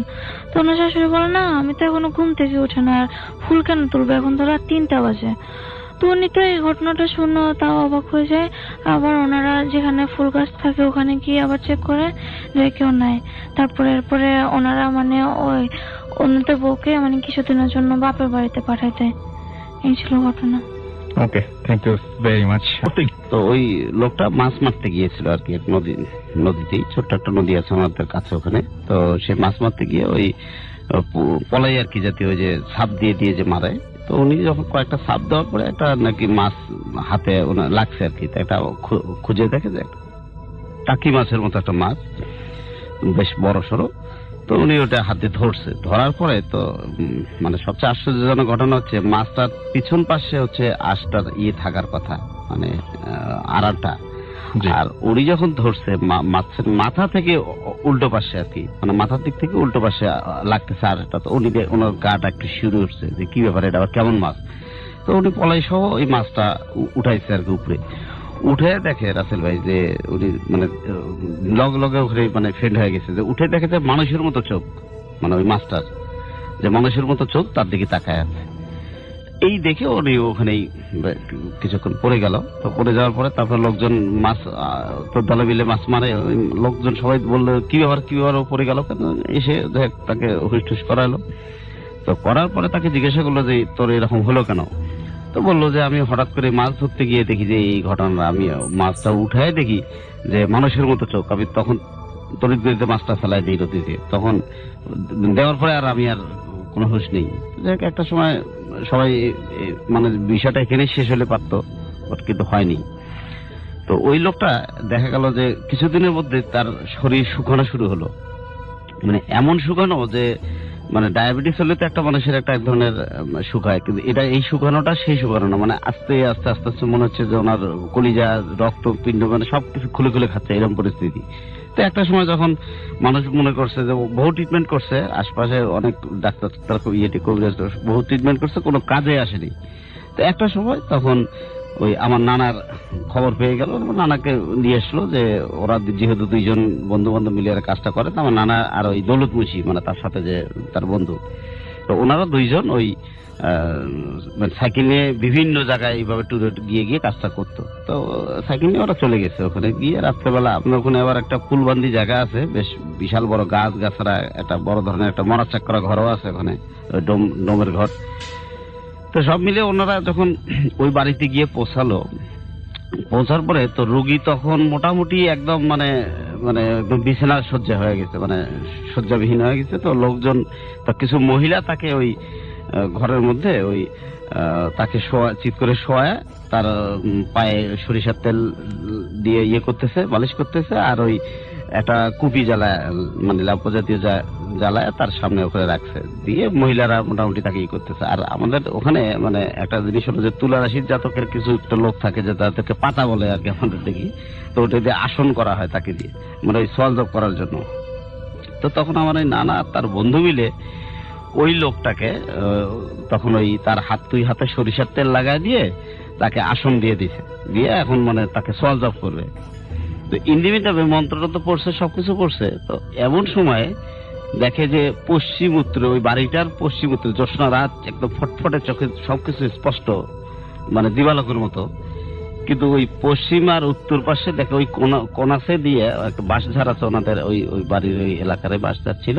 তো দেখে যে হঠাৎ অন্ধকার, মানে এমন এক অন্ধকার অবস্থা পরিবেশ বিরাজ হলো যে মানে যে এখনই দেখা যাচ্ছে সব দেখি দিনের আলোর মতো চাঁদের আলোটা, আর অথচ ওই জায়গাটা কেন কালো হয়ে গেল, হঠাৎ কালো অন্ধকার হয়ে একটা পাক দিয়ে ওই বাঁশের ঝাড়ে একদম বিশাল করে একটা বাতাসটা জুড়ে তারপরে এসে ওই পাতাটা যে আসন দিছে যে লোকটারে, পাতাটা তাকে উঠায় একটা আছাড় দিল, এমন আছাড় দিয়ে দিছে তার নানা বললো যে তার এক জিভা বের হয়ে গেছে অনেকটা, এরকম পরিস্থিতি। তো ওরা তো মনে করছে তো মরে গেছে। তারা দুইজন করছে কি, দুই বন্ধু মিলে এখন মানে পটলা বাটলি গুছাইতেছে যে এখন পালানো ছাড়া তো বুদ্ধি নেই, মনে করছে এ তো মরে গেছে। তো যাই এখানেও ঘটনাটা শেষ হলে পারতো, কিন্তু সবচেয়ে যে বড় দুঃখজনক ঘটনা হলো যে ওই পাতাটারে ওখানে ফেলায় দেওয়ার পরে ওখান থেকে একটা অবয়বের মতো, একটা বাতাসের মতো একটা দ্রুত গতিতে ওই যে রোগীটা যেখানে ছিল, যে ঘরটাতে তাকে পাহারা দিচ্ছিল মহিলারা, ওই রোগীর ঘরে গিয়ে একটা বাতাসের মতো, পরে মহিলারা তখন তাকে বলছে, মানে নানারা যেটা জানছে পরে, যে ওই মহিলাদেরকে হঠাৎ করে একটা ওরা বললো একটা বাতাস অনুভব হলো, একটা আসলো, এসে একটা অবয়বের মতো একটা লম্বা মানে 30-40 ফিট, মানে মনে হচ্ছে টিনের চাল ভেদ করে যেন মনে হয় আকাশের মতো উপরে উঠে গেছে, এইরকম একটা অবয়ব, তার ঠিক পাটা ওই লাশের মানে ওই যে লোকটাকে আর কি রোগী, মানে যে লোকটাকে চিৎ করে শোয়ায় যে তাকে ইয়ে করছে, ওই তার গলা বরাবর একটা পা দিয়ে এমন চাপ দিল, লোকটার সাথে সাথে ক্যাচ করে উঠে মারা গেল। এই তো চিল্লাপাল্লা, মহিলারা সব কান্নাকাটি শুরু করছে যে মারা গেল এই করতে করতে পরে একটা সময় নানা আর ওই সেই দৌলত মুন্সি ওনারা দুইজন সাইকেল নিয়ে, রাসেল ভাই যেই পরিমাণে দৌড়ানি দিছে, মানে কয় জীবনে আমরা এরকম কোনোদিন ভয় পাইনি, যেটা আমাদের জীবনে এরকম ভয়। তো এই পরে আরো সবচেয়ে বড় আশ্চর্যজনক ঘটনা হলো, নানার এবং তার বন্ধু যখন আসতেছিল, ঠিক ওই যে সেই পুলবান্তের গাছের ওখানে যে গাছগুলো ছিল, ওইখান থেকে আমার নানারে নাম ধরে বলতেছে, আব্দুর রহমান আমার একটু নিয়ে যা, খাড়া একটু খাড়া, একটু আমার নিয়ে যা। তো নানা চিন্তা করলো যে এই এত আমরা 5-7 মাইল দূরে আমাদের এলাকা থেকে আসছি এখানে একটা ইয়ে করতে, এখানে আমাদের চিনলোকে। তো নানার দৌলত মুন্সি তাকে বলতেছে পিছনের দিকে তাকাস না, তাড়াতাড়ি দৌড়া। তো নানা পিছনে ছিল, তো এখন এত জোরে সাইকেল বলা চালাচ্ছে, নানার যে সম্পূর্ণ শরীর ঘেমে, মানে তার শরীরে যত শক্তি ছিল এই শক্তি দিয়ে সাইকেল চালাচ্ছে, বাট মনে হচ্ছে যে সাইকেল আগাচ্ছে না। কিন্তু ওদিক থেকে আবার বলতেছে যে আব্দুর রহমান আমরা নিয়ে যা খারাপ। এই করতে করতে যখন সে দাঁড়ালো না, তখন বললো কয় বেটা বাঁচিয়ে গেলি, তখন কবিরাজি আজকে মানে শিখাইতাম যে কেমনি কবিরাজি করিস তোরা, এই কথা বলে তখন এই নানা তো ওরা দুইজন দৌড়তে সামনে একটা বাড়ি পেয়ে কোন রকমের বাড়িতে যা বসে ডাক দিয়ে বলছে ভাই আমাদেরকে একটু পানি খাওয়ান, বলেই ওখানে পড়ে গেছে নানা, দুইজনও সেন্সলেস ওখানে। এই তারপরে সকালবেলা খবর পেয়ে তো আমাদের এলাকা থেকে লোকজন গেল, যায় আমরা পরে আমাদের নিয়ে এসছে। এই ছিল আমার মোটামুটি ঘটনাটা। ওকে, অনেক ধন্যবাদ আপনাকে। আমরা আমাদের পরবর্তী ঘটনায় যাই, তারপরে আমরা SMS এবং অন্য সবকিছুতে আসে। আপনার নামটা প্লিজ একটু বলবেন আমরা, এবং আপনি কোথা থেকে এসেছেন সেটা একটু আমাদেরকে বলেন। জি ভাইয়া, আমি মোহাম্মদ আনাস, আমি মগবাজার থেকে এসেছি। জি। তো ভাইয়া আমি সরাসরি আমার ঘটনা চলে যাচ্ছি। আমার গ্রামের বাড়ি সিলেট, যদিও আমি মানে সিলেটে তো আমার একটা যাওয়া হয় না, তো আমি 2 বার গেছি সিলেটে, একবার আমার মা বাবার সাথে এবং লাস্ট বার যাই আমার ফ্রেন্ডসদের সাথে। তো ভাইয়া ঘটনাটি অ্যাকচুয়ালি আমার ফ্রেন্ডসদের সাথে যাওয়ার পরই হয়। ঘটনাটি এমন ছিল যে ভাইয়া ফ্রেন্ডসরা হলে আর কি যা হয় যে নর্মালি আমরা মজা টজা করি। তো ভাইয়া আমরা রাতের বেলা ডিসাইড করলাম যে আমরা বের হব, মানে গ্রামটা ঘুরবো। তো ঘুরার জন্য আমরা বের হলাম। দেন আমরা মানে আসলে ভাইয়া নর্মালি মানে আমাদের গ্রামের মানে আমাদের বাসাটা আপনার রোড থেকে একটু বেশি দূরে ছিল, যার কারণে হেঁটে হেঁটে আসতো, তো মানে অনেক দূর পর্যন্ত হাঁটতে হতো। তবে আমরা সড়ক দিয়ে হাঁটছিলাম, রোড দিয়ে। তো হাঁটছিলাম আমরা যে যার মতন হাঁটছিলাম, কেউ গান শুনছি, কেউ মজা করছি, এরকম হাঁটতেছিলাম। তো হাঁটতে হাঁটতে হাঁটতে হাঁটতে ভাইয়া আমরা ঘোরা টোরা শেষ, আমরা অনেক দূর পর্যন্ত ঘুরলাম, তো আড্ডা দিলাম। তো আমরা যখন নাকি বাসা ব্যাক করি, তো ভাইয়া ব্যাক করার সময় মানে আমি আমার ফ্রেন্ডসরা তো সবাই একসাথে ছিলাম, বাট সাডেন আমার একটা বাসা থেকে আমার ফ্রেন্ডের ফোন আসে আর কি। তো ফোন আসার পর ভাই আমি ফোন পিক করি। ফোন পিক করার পর আমি ওদেরকে বলতেছি যে আমার ফোন দিছে, তো ওর সাথে একটু কথা বলতেছি। তো আমি ওর সাথে কথা বলতেছিলাম, তো কথা বলতে বলতে মানে আমি একটু বেশি কথা বলছিলাম, যার কারণে ভাইয়া আমার ফ্রেন্ডরা যেমন আয়াজ, নোমান, হীরা, মানে আমার কিছু ফ্রেন্ড আছে, তো ওরা ভাইয়া খুব বিরক্ত ফিল করতেছিল যে আমি ঘুরতে আসছি ওদের সাথে, তো কেনই না আমি ওদেরকে টাইম দিচ্ছি না, কারণ আমি ফোনে বেশি টাইম স্পেন্ড করছি। তো যাই হোক ভাইয়া ওরা ব্যাপারটা মানে একটু খারাপ ভাবে নিল যে ওদের সাথে টাইম স্পেন্ড করলাম না। যাই হোক, তো ওরা জানতো নর্মালি যে আমি মানে ভূত জিন যাই হোক এগুলাকে একটু মানে বেশি ভয় পাই। তো ভাইয়া আমি ভয় পাই, তো ওরা জানতো যে ভয় পাই, তো ওরা যদি মানে উল্টা পুল্টা কিছু করে বা যদি ফানও করে তাহলে আমি ব্যাপারটা সিরিয়াসলি নিয়ে নেব। তো যাই হোক বাবা ওরা আমার ভয় দেখাইছে।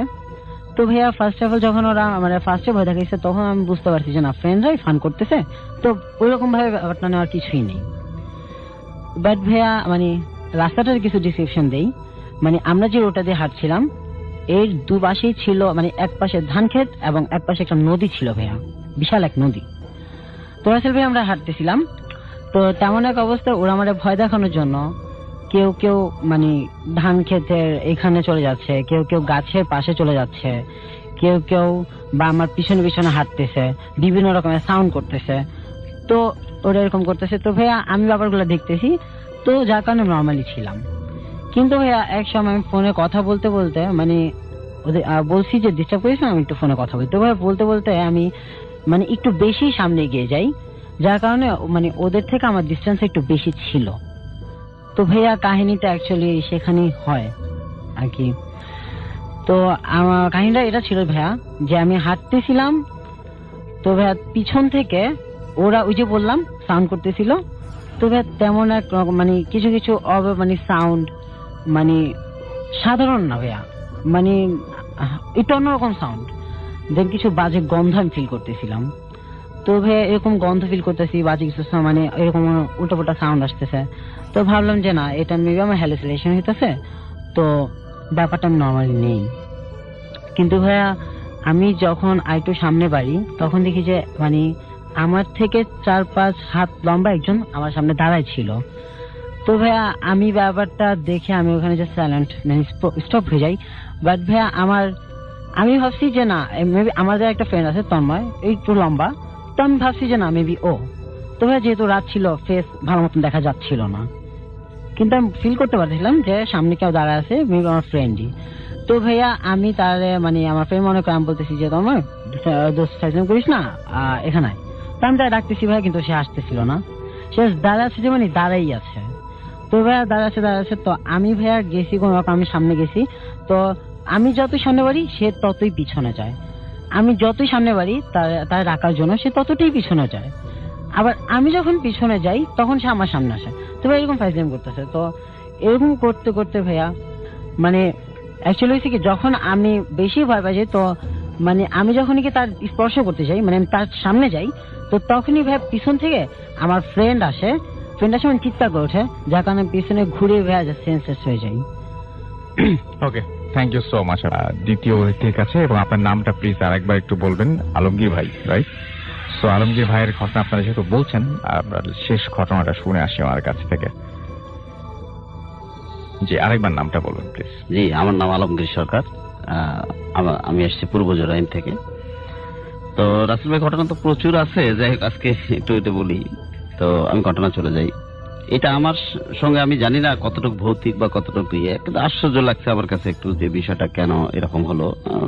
1983-তে আমি প্রথম এসএসসি পরীক্ষা দিই। তো কোনো এক কারণে আমার পরীক্ষাটা খারাপ হয়ে যায়, তো রেজাল্ট খারাপ হয়ে যায়। তো আমার বাবা ছিল একটু খুব রাগী লোক। তা আমি যথারীতি ভয়ে আর বাড়িতে যাইনি। রেজাল্ট খারাপ পেয়ে আমি ওইভাবেই স্টেশনে যাই, যে অবস্থায় ছিলাম, যেই কাপড়ে ছিলাম ওইভাবে স্টেশনে যাই। আমার পকেটে তখন 9 টাকা। তা আমি তখন স্টেশন থেকে এরা ট্রেন ধরে দিনাজপুরের উদ্দেশ্যে রওনা দিই।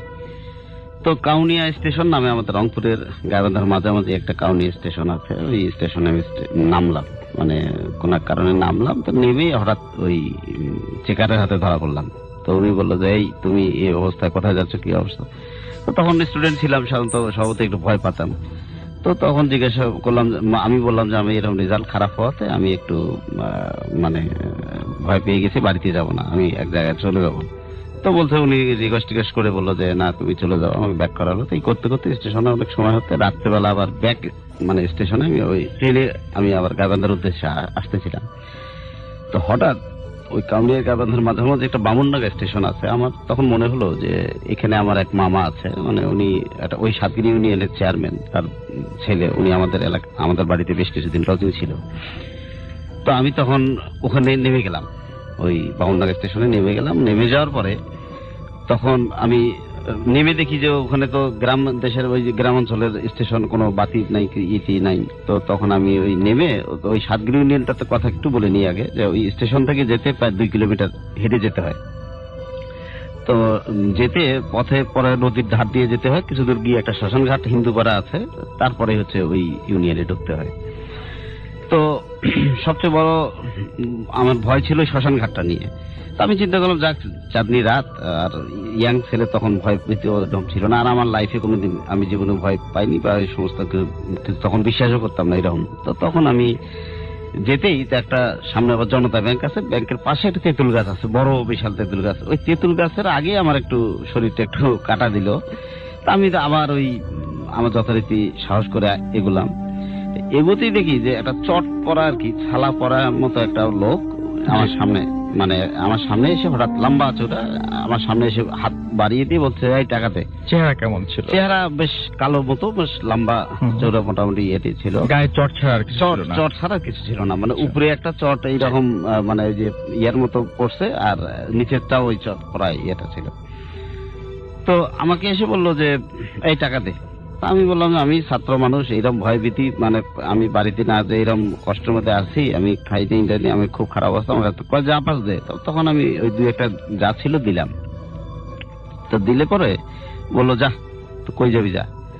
তা আমি তখন ডান বাম তাকাচ্ছি বা আশেপাশে তাকাচ্ছি, কোনো লোকজন নেই। রাত তখন প্রায় 12টা 1টার মতো, কোনো লোকজন নেই। তা আমি পিছনে আমি কৌতূহল বশত তাকালাম না যে লোকটা কোন দিকে গেল, বা আমি মনে করলাম তেঁতুল গাছের বোধ হয়তো ওই মোচড় দিয়ে ওই পিছনে গিয়ে দাঁড়াইছে বা এই ধরনের কিছু একটা হবে। তো দেখলাম যে না, লোকটা নাই। আমি মনে করলাম হয়তো কোনো জায়গায় ঘুরে ঘুরে দিয়ে গেছে। তা আমি তার মতো করে চলে গেলাম, আমি আমার মতো। তো যখন আমি ওই রাস্তা দিয়ে কিছু দূর এগুলেই নদীর লাইনটা আর কি, রাস্তার নদীর ঘাট দিয়ে এগোতে হবে শ্মশান ঘাটের দিকে। তো সমস্যাটা হয়েছে যখন রাস্তাটা থেকে যখন আমি নামলাম, নামার পরে আমি যখন এগোচ্ছি, তা আমি খুব চিন্তা করতেছি যে একটু দোয়া সুরে পড়ে নেই, যে সামনে যেহেতু শ্মশান ঘাট পাবো। তো আমি কৌতূহল বশতই হঠাৎ করে দেখি আমার সাইড দিয়ে একটা লোক দ্রুত আমাকে পিছিয়ে ফেলে সে আগায় যাচ্ছে। আমি মনে করলাম এই তো সাথী পায়ে গেছে। তো ওনাকে ডাকলাম যে ভাই একটু দাঁড়ান না, একসাথে যাই। আপনি কোন দিকে যাবেন? আমি তো সামনে যাবো, আসেন একসাথে। তো আমি গোংরানো একটা সাউন্ড, মানে মোটামুটি বুঝতে পারলাম সাউন্ডটা এইরকম যে কথা না বলে আমার পিছু পিছে আসো, মানে এইরকম আয়, পিছিয়ে পিছিয়ে আয়, মানে এইরকম আমি আমার মেমোরিতে বুঝতে পারলাম যে এইরকম ঘটনাটা কোথায় বললো উনি। তো আমি ওই সাহসেই আমি যত জোরে আগাই, আবার উনি আমার চেয়ে তত দূর, মানে একটা ডিস্টেন্স থেকেই যায়, যে 5-7 হাত এরকম একটা ডিস্টেন্স থেকেই যাচ্ছে। আমি যত জোরে ওনাকে ধরার জন্য চেষ্টা করতেছি, উনি তত এগিয়ে যাচ্ছে। তো তখন আমি ওই যাতে যখন ওই শ্মশান ঘাটটার কাছে আসে, তো দেখলাম যে ওই লোকটা যখন আমার আসে, আমি তখন মনে করলাম আমার সাথে তো একজন লোকজন আছে, বাতাস টাতাস এইটি এগুলো কিছুই ভয় পাচ্ছি না, আমি ডাইরেক্ট ওনার সাথে যাচ্ছি। তো যে ওই জায়গাটা পেরিয়ে হয়ে তারপর যখন আমি সামনে ওই সাতগিরি ইউনিয়নে ঢুকবো, ঠিক ওখানে একটা 3টা রাস্তা আছে। একটা রাস্তা আমরা যেটা যাচ্ছি এটা সোজা চলে গেল, আর মাঝখান দিয়ে বাম পাশে ক্রস করে আমার ওই নানার বাড়িতে, ওই বাড়িতে যেতে হবে। তো আমি যখন ওই লোকটা যখন গেল, তা আমি ওই 3 মাথা থেকে আমি যখন টার্ন নিব বাম পাশে, ওই লোকটা সোজা গিয়ে দেখি যে বাঁশের ঝাড়ের একটা মোটা ছোটখাটো একটা বাগান মতো আছে, তো দেখি ওই লোকটা ওই দিকে যাচ্ছে। তাই বললাম যে ওখানে তো কোনো বাড়িটি নেই, ওখানে যাবে কেন? তো দেখি ওই জায়গায় যাওয়ার পরে আর লোকটা আমি কোনো খবরই পেলাম না। পরে আমি আস্তে করে বাম পাশে টার্ন নিয়ে চলে গেলাম আমার নানার বাড়িতে। আমার মামাকে নানাকে ওদেরকে ডাকে উঠাইলাম। ওরা বললো এত রাত্রে তুই কিভাবে আসলি, এত শ্মশান ঘাট, এত নদীর ঘাট কিভাবে, কি ঘটনা? তখন আমি নানাকে বললাম যে না, আমি ভয়ও পাইনি, আবার অদ্ভুত একটা ঘটনা আমার কাছে কেন যেন মনে হলো যে একটা লোক আমাকে প্রথমত পাগল একটা তেঁতুলের গাছের নিচে আমার কাছ থেকে টাকা চাইলো, আমি টাকা দিলাম। এরপরে একটা লোক আমাকে এইভাবে আনলো, মানে আমি তার সাথে আসলাম, কিন্তু তার চেহারাও দেখলাম না, কথাও বললো না, পুরো রাস্তায় আমাকে গার্ড দিয়ে নিয়েছিল। বা আমি তাকে জিজ্ঞাসা করলাম ভাই কই যাবেন, খালি এইটুকুই বললো যে আমার পিছিয়ে পিছিয়ে কথা না বলিয়ে। তো এই লোকটা এই বাসের ধারে দিয়ে গেল, ওদিকে কোনো বাড়ি আছে পিছনে? কয় না, ওদিক তো কোনো বাড়ি নেই। ওখানে তাহলে কত তুই বেঁচে গেছিস? আমার নানা বললো যে তুই তাহলে বেঁচে গেছিস, যে তোকে কোনো একটা ভালো জিন তোকে হয়তো ওই ওখান থেকে ফলো করে তাকে মানুষের মতো করে নিয়ে আসছে, নাহলে তোর বিপদ হতে পারতো নদীর ঘাটে অথবা শ্মশান ঘাটে। তো পরে আমি তো বাঁচলাম, এই ছিল আমার ঘটনা আর কি। অনেক ধন্যবাদ আপনাকে আপনার ঘটনার জন্য। আছে তার কাছে যাব আমরা। আপনি নামটা বলবেন এবং কোথা থেকে এসেছেন যদি একটু বলতেন আমাদেরকে। জি ভাই, আমি আশিক, আমি এসেছি পিরোজপুর থেকে। আপনার ঘটনা শুনি আমরা। যে আমার ঘটনা হচ্ছে, আমার ভাই আমার ইউনিভার্সিটির পটুয়াখালী বিজ্ঞান ও প্রযুক্তি বিশ্ববিদ্যালয়। তো হচ্ছে এটা আমার এক সিনিয়র ভাইয়ের কাছ থেকে শোনা ঘটনাটা। তো সিনিয়র ভাই যেটা বললো যে এটা ঘটেছিল তার আর এক সিনিয়র ভাইয়ের কাছ থেকে, মানে ভাইয়ের সাথে। তো এটা ঘটেছিল 2009 সালের দিকে। তো আমি জানিয়ে রাখি যে আমি বিশ্ববিদ্যালয়ে আমি যে হলে থাকি, আমার সেই হলের ইভেন আমি যে ব্লকে, সেই ব্লকে এটা ঘটেছে। এখন ওই ব্লকে 2007 সালের দিকে এক সিনিয়র ভাই গলায় দড়ি দিয়ে সুইসাইড করেছিল। তো সেই বড় ভাই হচ্ছে আমাদের যখন ঈদের বন্ধ হয়, ঈদের ছুটি হয়, তো ঈদের ছুটি হওয়ার পরে যখন সবাই ব্যাক করে, তো দেখা যাচ্ছে যে আমাদের এখানে লোকাল স্টুডেন্ট তো বেশি, তো সে কারণে তারা ইউনিভার্সিটি ওপেন হওয়ার একদিন পরে চলে আসে, তার আগে আসে না। তো ওই ভাই একটু উত্তরাঞ্চলে ছিল, তো তুমি যে কারণে 3 দিন আগে চলে আসে, বিকজ অফ তার অ্যাসাইনমেন্টের কাজ ছিল কিছু, এই কারণে চলে আসে। তো আসার পরে তো ব্যাপারটা হচ্ছে ওদিনকে খুব বৃষ্টি হচ্ছিল, আর আমাদের ইউনিভার্সিটি যেতে হলে আমাদের আগে একটা ফেরি পার হতে হয়। তো ফেরি পার হতে একটু দেরি হওয়ার কারণে তার হলে পৌঁছতে রাত 1-1:30টার দিকে 1টা বেজে যায়। তো হলে ঢোকার পরে তো হলে যে আনসার মারা থাকে, তো তাদের কাছে একটা এন্ট্রি করে তারপরে হলে ঢুকতে হয়। তো আনফরচুনেটলি সেদিনকে মামাকে দেখেন নাই, মানে পায় নাই, হয়তো বা কোথাও ছিল, খুঁজে পায় নাই। তো সে ওখান থেকে ওয়েট না করে সে তার রুমে চলে যায়। তো সে রুমে গিয়ে সে রুমে তালা খুলে সে তো রুমে ঢোকার পরে সব তার ব্যাগ রেখে তারপরে সে যখন তার আগে জানিয়ে রাখি যেহেতু হলে কেউ আসে নাই, তো আমাদের হলটা বলতে গেলে হলের সামনে লাইট গুলো ছিল, তো ওগুলো জ্বালানো ছিল না, পুরো হল অন্ধকারে ছিল। তো একটু সিমসাম পরিবেশ ছিল। তো এর মধ্যে সে রুমে ঢুকে সে রুমে যখন লাইটটা অন করতে যাবে তখন দেখে যে লাইটটা অন হচ্ছে না। বাট দেখা যাচ্ছে যে আমাদের হলে ম্যাক্সিমাম টাইম যে অনেকদিন যদি বন্ধ থাকে ক্যাম্পাস, তা তো লাইট না জ্বললে ফিউজ হয়ে যায়। তো সেই কারণে সে ব্যাপারটা স্বাভাবিকভাবে নিয়েছে যে ঠিক আছে লাইট জ্বলছে না, ভালো, কোনো সমস্যা নেই। তো সে বাথরুম থেকে ফ্রেশ হয়ে এসে সে যথারীতি তার রুমে ঘুম দিল, তার বেডে যে ঘুম দিল। তো এর কিছুক্ষণ পরে, আধা ঘন্টা বা 1 ঘন্টা পরে, তার খেয়াল নেই, সে যখন ঘুম থেকে উঠলো তখন দেখলো ফ্যান চলছে। বাট তখন একটা যেহেতু বৃষ্টি হচ্ছিল, খুব ঠান্ডা পরিবেশ ছিল, এই কারণে ফ্যান চালানোর কোনো মানে হয় না, সে ফ্যান চালাই নাই। বাট হঠাৎ করে দেখলো যে ফ্যান চলছে, কে চালালো? সামাও সে ফোনের টর্চ অন করে তারপরে যে দেখা যায় সুইচটা অন করা, তারপর সুইচ অফ করে তারপরে যখন সুইচটা অন অফ করলো তখন দেখলো যে রুমটা অস্বাভাবিক ঠান্ডা হওয়া শুরু করছে। বাট কেমন ঠান্ডা, যেটা শীতকালে যেরকম রুম নর্মাল ঠান্ডা থাকে সেরকম, কিন্তু ওই সিজন ওরকম ঠান্ডা হওয়ার কথা না। হ্যাঁ বৃষ্টি হচ্ছিল বাট ওরকম ঠান্ডা কথা ছিল না। তো যাই হোক, সে ওখানে মানে কিছু কাঁথার কম্বল ছিল, সেটা গায়ে মুড়ি দিয়ে ঘুম দিছে। হ্যাঁ কিছুক্ষণ পরে আবার তার ঘুম ভাঙলো, সেই একই ঘটনা, ফ্যান চলছে। এবারে কিছুটা সে ঘাবড়ে গেছে যে না এবার তো, তখন হয়তো আমি যদি ইন্টেনশনালি যদি অন করেও থাকি, এবার তো শিওর ছিল সে ফ্যান চালায় নাই, তো ফ্যান কিভাবে চললো, সে অনেকটাই ভয় পেয়ে গেছে। তো যাওয়ার পরে সে গিয়ে আবার গিয়ে যে ফ্যানটা অফ করে সে যখন বেডে আসলো, বেডে আসার সাথে সাথে সে দেখলো যে আমাদের হলের পিছন দিকে অনেকগুলো ল্যাম্পপোস্ট আছে। তো ওই আলোগুলো যেহেতু টপ ফ্লোর আমরা, তো ওই লেভেল উচ্চতার ছিল ল্যাম্পপোস্ট গুলো। তো আলোগুলো যখন পড়তো জানলা দিকে তখন ওই আলোটা দেয়ালে গিয়ে পড়তো, দেয়ালে রিফ্লেক্ট হতো। তো সেখানে সে দেখছে যে ফ্যানটা ঘুরছে, ফ্যানটা সাথে সাথে অন হয়ে গেছে। বাট দেয়ালে সে রিফ্লেক্ট দেখছে যে কেউ যদি গলায় দড়ি দিয়ে ঝুলে থাকে, তারপরে ফ্যান ঘুরলে ফ্যানের সাথে সাথে সেই একটা যে ডেড বডিটা সেটাও ঘুরছে। হ্যাঁ এটা ছায়া চলে, শ্যাডো। তো এটা দেখে সে পুরোপুরি শকড, এবং এ কারণে কি সে যে চিৎকার করবে, অনেক কিছু করবে, সেই সম্পূর্ণ এনার্জি সে মানে ওখান থেকে আর ছিল না, যে কাউকে ডাকবে মানে কি করবে। তো কিছুক্ষণ থাকার পরে চোখ অফ মানে বন্ধ করলো, তারপর আবার অন করছে যে ঠিক আছে হয়তো আমার হ্যালুসিনেশন হতে পারে। বাট কয়েকবার সে একই দৃশ্য দেখছে। তো এই কারণে শিওর হওয়ার পরে যে হ্যাঁ কিছুটা ঘটছে, খারাপ কিছুটা ঘটছে, যে এই কারণে সে যখন বেড থেকে নেমে দৌড় দিবে দরজার দিকে, তো দরজা সে তো অফ করেছিল, বাট দরজা তখন সে মানে অন মানে খেলতে যাবে তখন দেখলো বাহির থেকে কেউ হয়তো লাগাই দিচ্ছে, ওটা খুলতেছে না দরজাটা। এই ঘটনা, এই জিনিসটা তার ওইখানে দরজা বন্ধ, তার উপরে ওখানে শ্যাডো, সে দেখে নিজেকে ঠিক রাখতে পারে, সেখানে সেন্সলেস হয়ে পড়ছে। তো পরের দিন সকালে যখন ঘুম ভাঙলো তখন দেখলো যে সে একটা ফ্রেন্ডের বেডে, এবং 4-5 জন ফ্রেন্ড আছে। তখন যে বললো যে কি রে তোর কি হয়েছে গতকালকে রাতে, তোর ওখানে বেডের নিচে ওখানে তোকে এই দেখলাম সেন্সলেস অবস্থায়। তখন সে রাতে ঘটনাটা বললো। তো ঘটনা বললো, তখন বললো যে এরকম হচ্ছে। তখন বললো যে ঠিক আছে, বাট তুই ওই রুমে কি করছিলি, মানে সেই রুমটা যে রুমে ওই বড় ভাই সুইসাইড করেছিল। তো বললো তুই ওই রুমে কিভাবে গেলি? তারপর আমরা তো ওই রুমে পাইছি। বলো ওই রুমে মানে আমি তো আমার রুমে ছিলাম। না আমরা তোকে ওই রুমে পাইছি। তো সে তখন রুম থেকে বের হয়ে তখন দেখতে গেল যে তার রুমের অবস্থা। তখন সে তার রুমে গিয়ে দেখলো যে না, তার রুম তালা দেয়া।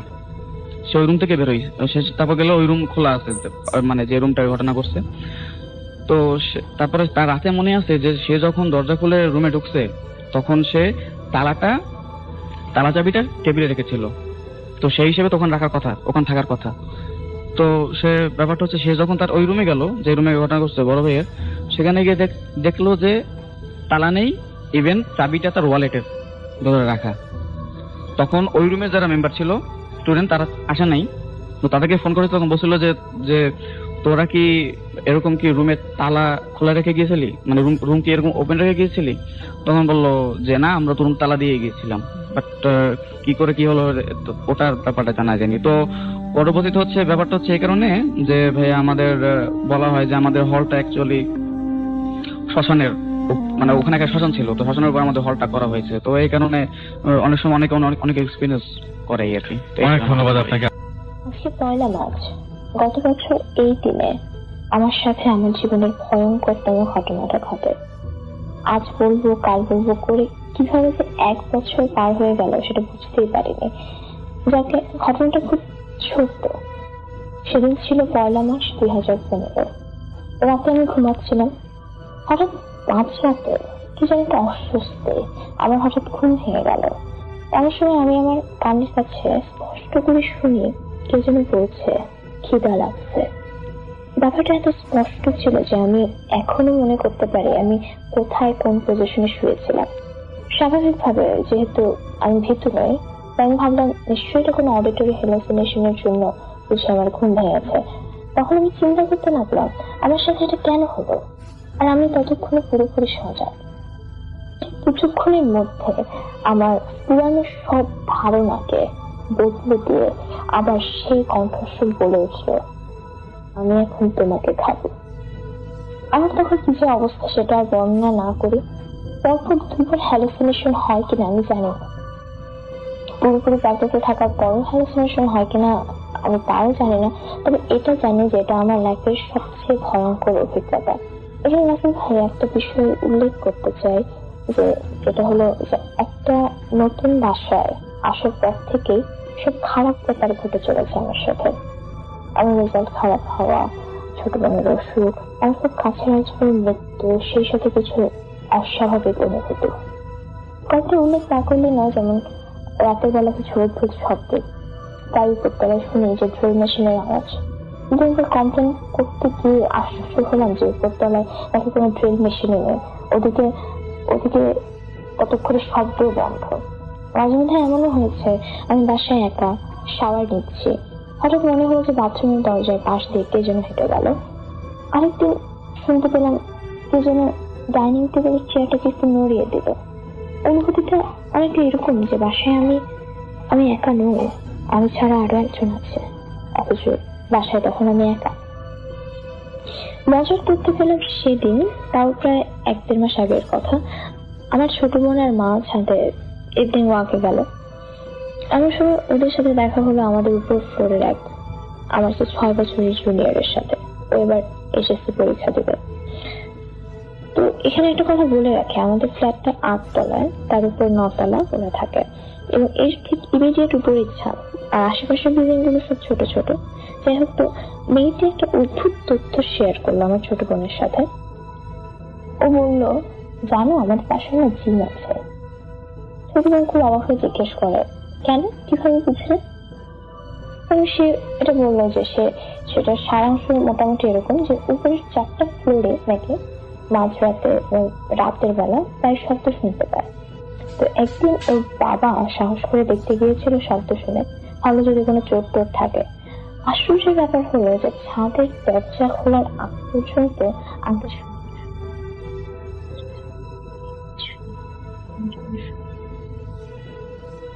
ছোটবেলার কাছ থেকে এই ঘটনাটা শোনার পর আমি যেন একটু শান্তি পেলাম। অন্তত এটা ভেবে যে কেবল আমি ভাবছি না যে আমাদের এই বাসার সমস্যা আছে, উপরে 4টা ফ্ল্যাটও সমস্যা করে। এটা ছোট্ট ঘটনা বলতে গিয়ে অনেক ঘটনা বলে ফেললাম, তবে কেন জানি মনে হচ্ছে ঘটনাগুলো ইন্টারকানেক্টেড, তাই শেয়ার না করলে পারলাম না। সবাইকে ধৈর্য ধরে শোনার জন্য ধন্যবাদ। আপনারা সবাই ভালো থাকবেন। Good night. আমাদের নতুন যে অতিথি তাহমিদ রহমান, আমরা তার সাথে একটু পরিচিত হয়েছি। তাহমিদ, আপনি কোথা থেকে এসেছেন? হ্যালো লিসেনার, আমি তাহমিদ রহমান সিট, বরিশালে। আচ্ছা, আমরা যে ছবিটা দিয়েছি ফেসবুকে, একটা ছবি, যে ছবিটা হচ্ছে একটা হন্টেড হাউসে, সেই ছবিটা মূলত আপনার ক্যামেরায় তোলা, রাইট? জি। এবং আপনি তুলেছেন। এই বাসাটার ঘটনা একটু বলেন তো আমাকে। কোথায় আছে বাসাটার? বরিশালের বলতে হবে না? এটা একদম বরিশালের ভিতরেই একটা বাসা। জি। প্রপার শহরের ভিতরে। বাসাটা হচ্ছে গিয়ে ওই পুরোনো দিনের, অনেক মানে আগের দিনে রাজা বাচ্চারা যেরকম বাসায় থাকতো ওই ক্যাটাগরি একটা বাসা। ভিতর থেকে সিঁড়ি, অনেক বড় বড় রুম, কিন্তু বহুদিন ধরে বাসাটা কেউ থাকে না, তো সেই জন্য ভিতরের রুমগুলো অনেক স্যাঁতসেঁতে টাইপের ছিল। তো আমার এক বন্ধুর দুলাভাই, আবির নামের একটা বন্ধুর দুলাভাই, সে বাসাটা কিনছিল। আচ্ছা। কেনার পরে আমরা ফ্রেন্ডরা একটা বাসার দরকার পড়ে, আমরা প্রজেক্টে কাজ পাইছিলাম, তো কাজে রাতে একটা বাসার দরকার পড়ে, তো ফ্রেন্ড আমরা ওই বাসাটা উঠি। তো বাসাটা সামনের দিকে নিচতলায় একটা রুম আমরা নেই, তো এই রুম নিয়ে থাকা শুরু করি। আমরা 4-5 জন ফ্রেন্ড থাকতাম। তো এই কাহিনীর ঘটনা শুরু হয় বাসায় থাকার কিছুদিন পর থেকে। আমরা বাসায় নিচতলায় থাকতাম, আমরা ভিতরের দিকে কখনো যেতাম না। তো ভিতরের দিকে সিঁড়িতে আমরা প্রায় শব্দ শুনতাম, মানুষের হাঁটাহাঁটি শব্দ, তারপর অনেক সময় একটা মহিলার কান্নার শব্দ বেশি শুনতাম আমরা। আমরা যখন রাতে ঘুমাতাম তখন আমাদের একদম উপরের ফ্লোরে আমরা শুনতাম যে হাঁটাহাঁটি চলতেছে, দৌড়াদৌড়ি করতেছে, মানে আজব আজব শব্দ শুনতাম। প্রথম দিন আমরা বুঝতে পারিনি, প্রথম দিন আমরা সবাই মিলে যাই, যে তখন ওখানে সব চেক করি লাইট নিয়ে, কিন্তু কেউ ছিল না ওখানে। আর ওখানে যাওয়ার কোনো রাস্তাও নেই, কারণ ওখানে যদি কারো যেতে হয় তাহলে আমাদের রুম হয়ে যেতে হবে, কারণ দরজা ছিল একটা, আর আমরা একদম সামনের রুমেই থাকতাম। তো ওইখানে আর কারো যাওয়ার প্রশ্ন আসে না। তো প্রথম দিন আমরা ব্যাপারটা বেশি নেই, তো আমরা নিচে আবার নর্মাল লাইফ লিড করতে থাকি। তো হঠাৎ একদিন আমাদের একটা ফ্রেন্ড আসে, তো ফ্রেন্ড রাতের বেলা রুমের ভিতরে যায়, মানে ভিতরে ওই বাড়ির ভিতরে ঢোকার পরে আইসা বলতেছে যে তোরা কি বুয়া রাখছো? আমরা বলতাম তো না, বুয়া নাই। তো আমি তো ভিতরে একটা মহিলারে দেখলাম যে সাদা একটা কাপড় পরা, সেই ভিতরে কিছু একটা কাজ করতেছে। আমরা বললাম কই? আমরা প্রথমে মনে করছিলাম যে ভিতর থেকে কেউ হয়তো আসছে, পিছন থেকে কোনো হয়তো ঢুকছে কেউ, কিন্তু ভিতরে ঢুকে আমরা এরকম কোনো দরজাও নাই, কেউ নাই, আমরা কিছু দেখলাম না। তো আমরা চলে এসে আমরা বলছি কি সব ভুলভাল দেখছো, এরকম ছিল। কিন্তু আমরা মানে ফিল করতে পারি যে এখানে আমরা ছাড়াও আমাদের সাথে অন্য কেউ আছে। আচ্ছা। তো একদিন আমার একটা ফ্রেন্ড, সে বাথরুমে গেল, রাতের বেলা ছিল এটা, দিনের বেলা আমাদের সমস্যা কখনো হইতো না, আমাদের সব সমস্যা শুরু হতো রাতের পর। তো ফ্রেন্ড রাতে গেল, তো একটা মজার জিনিস হচ্ছে ওই বাসায় কোনো লাইট থাকতো না, মানে আমরা লাইট লাগাতাম ভিতরের রুম গুলায়, আমাদের রুম বাদে আমরা ভিতরের রুমে যত লাইট লাগাতাম, বাল্ব লাগাতাম, 2 দিন পর হয়তো বাল্ব ফিউজ হয়ে যেত। আচ্ছা। আমরা নিচতলায় বাল্ব ইউজ করতাম, দোতলায় আমরা কখনো যেতাম না, কারণ দোতলা সম্পর্কে আমাদের একটা ধারণা ছিল। তো নিচতলায় আমরা লাইট লাগাতাম, 2 দিন পর লাইট বন্ধ হয়ে যেত, এরকম চলতেছিল।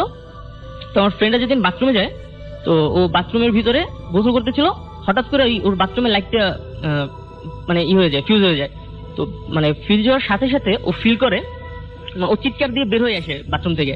তা আমরা জিজ্ঞাসা করি যে কি হয়েছে, তো চিৎকার দিলি কেন? তো বললো যে আমি বাথরুমের ভিতরে যখন লাইটটা বন্ধ হয়ে যায় তখন আমি ফিল করি যে আমার সামনেই কোনো বুড়ো কোনো লোক শ্বাসের সমস্যা হলে যেরকম আওয়াজ করে, একদম আমার সামনে কেউ একজন আওয়াজ করতেছে। আর এটা একদম আমি মানে পুরো বিলিভ করি যে আমার সামনে কেউ একজন ছিল, সেই জন্য আমি চিৎকার দিয়ে বের হয়ে যাই। কিন্তু ওই সময় আমাদের বাসায় কোনো কারেন্ট যায় না, জাস্ট ওর বাথরুমের লাইটটি বন্ধ হয়ে গেল। এর কিছুদিন পরের ঘটনা, আমি আমার ভিতরের রুমেই গেছিলাম একটা কাজে। তো আমি যখন ফিরে আসতেছি তখন আমি রুমে ঢুকবো তার আগেই দরজার কাছে কেউ একজন আমার পিছন থেকে চুলগুলো জোরে শক্ত করে টেনে ধরলো। আমি প্রথমে বুঝতে পারিনি যে এটা কি, মানে সে এত জোরে শক্ত করে ধরছে যে মানে আমি আমার কথা বলতে আমি ভয়ে মানে সব হয়ে গেছে। তো আমি অনেকক্ষণ ইটি করার পর কিন্তু সে আমাকে এটা ছাড়তেছে না। তারপর আমি জোরে চিৎকার দিয়ে আমার সব বন্ধুরা আসে এবং আইসে আমাকে দেখে যে আমি দাঁড়িয়ে রয়েছি। সে আমাকে নিয়ে যায়, সে বলে কি হয়েছে? আমি বলছি যে আমার পিছন থেকে কেউ একজন চুল টাইনা ধরছে, কিন্তু আসলে কিছু ছিল না। তো এই ঘটনার পর থেকে আমরা সবাই মানে খুব বেশি মাত্রায় ভয় পেয়ে যাই, আমরা বাসা ছাড়ার প্ল্যান করি। তো আমাদের যে ফ্রেন্ডের দুলাভাই ছিল, সে একদিন আমাদের ঘটনা শুনে আসে, সে সাথে একজন মহিলাকে নিয়ে আসে ওঝা টাইপের। সে আইসা আমাদের বাসাটা ঘুরে, পুরো সন্ধ্যার দিকে আসে, আইসা পুরো বাসাটা ঘুরে, দোতলায় যায় না, সে নিচতলায় থাকে। সে তার মুখের চেহারা দেখে বুঝছিলাম যে কোনো সমস্যা আছে। তো সে আইসা আমাদের বলতেছে যে আপনারা যত তাড়াতাড়ি সম্ভব আপনার বাসাটা ছেড়ে দেন। আমরা বললাম কেন?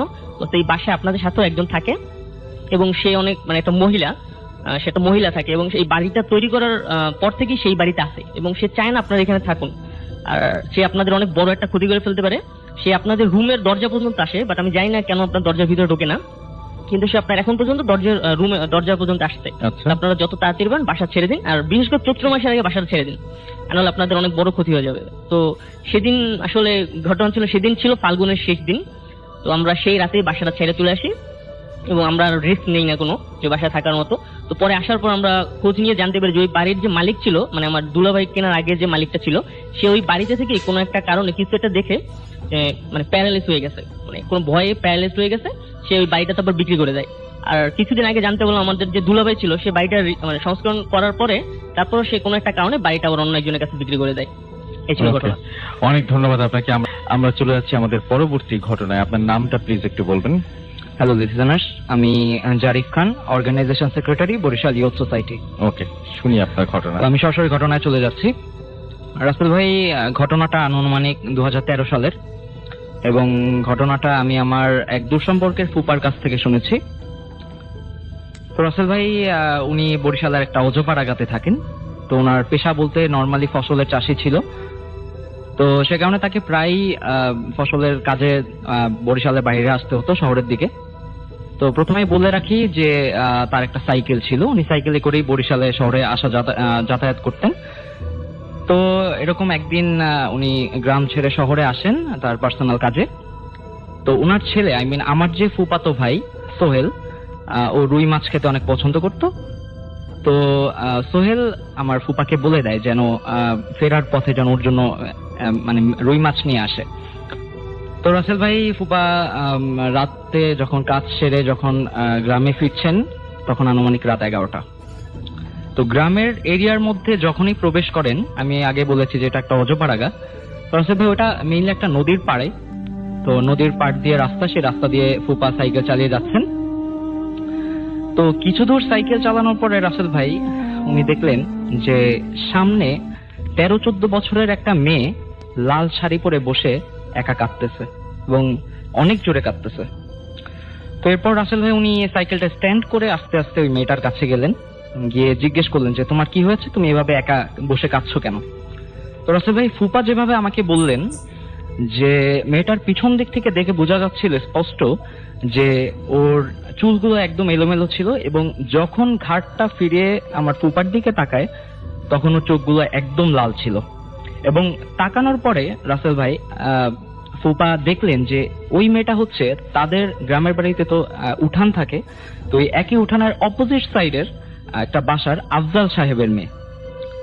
তো ফুপা বললেন যে তুই এখানে একা বসে কাঁদতেছিস কেন, হয়তো বাবা রাগারাগি করছে, তুই আমার সাথে চল, আমি বাড়ির দিকে যাচ্ছি। তো রাসেল ভাই এখানে একটু আমি অ্যাড করি যে ফুপা বাড়ির দিকে ফেরার পথে আমার ওই ফুপাতো ভাইয়ের জন্য একটা ব্যাগে করে রুই মাছ নিয়ে আসছেন এবং ব্যাগটা তার সাইকেলের ক্যারিয়ারে বাঁধা ছিল। তো হঠাৎ করেই মেয়েটা ফুপাকে বলে উঠলো যে তোর ব্যাগে যে 3টা মাছ আছে ওইখান থেকে আমাকে একটা মাছ দিয়ে যা, নয়তো তোর সমস্যা হবে।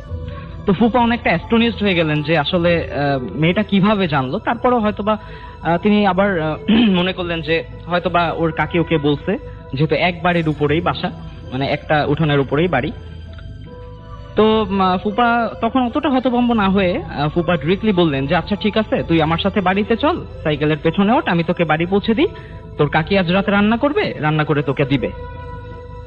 তো রাসেল ভাই র্যাপিডলি মেয়েটা আবার ফুপাকে বলল যে তোর কিন্তু সমস্যা হবে। তো রাসেল ভাই এরপরে ফুপা বললেন যে আচ্ছা যাই হোক দেখা যাবে, তুই আগে সাইকেলের ক্যারিয়ারে ওঠ। এরপরে ভাইয়া মেয়েটা সাইকেলের ক্যারিয়ারে উঠলো এবং ফুপা চালাতে শুরু করলেন।